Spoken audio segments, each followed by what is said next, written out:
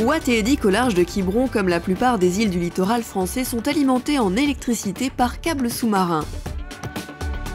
Aussi rare soit-elle, une rupture de câble peut priver les Iliens d'électricité durant plusieurs jours.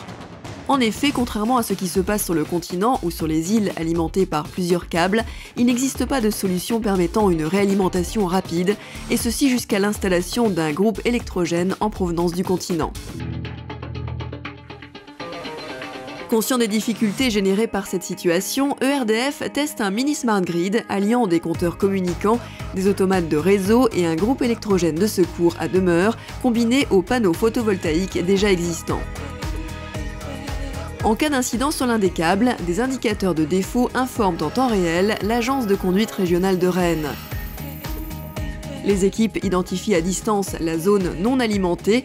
Elles sont ainsi capables, toujours à distance, de démarrer ce groupe électrogène de secours en moins de 5 minutes.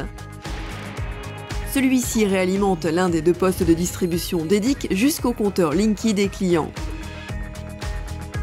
En parallèle, ces mêmes équipes estiment les besoins en électricité des clients coupés à partir de plusieurs paramètres: la réalimentation d'une ou de 2 îles, la population présente, la météo et les prévisions de production d'électricité des panneaux photovoltaïques. Si cette prévision de consommation montre que le groupe électrogène ne suffit pas à réalimenter l'ensemble des clients, l'agence de conduite régionale calcule alors la puissance maximale disponible qui sera ensuite répartie sur l'ensemble des compteurs des clients de façon à ce que tous les Iliens puissent être alimentés. Ces données sont immédiatement envoyées à l'agence de supervision Linky de Lyon qui adapte la puissance permettant de couvrir les besoins essentiels, à savoir l'éclairage, un congélateur-réfrigérateur ainsi qu'un radiateur électrique.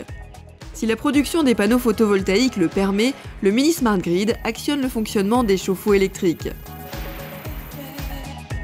De plus, la production de ces panneaux permet de réduire la consommation de fioul du groupe électrogène, limitant ainsi ses émissions de CO2.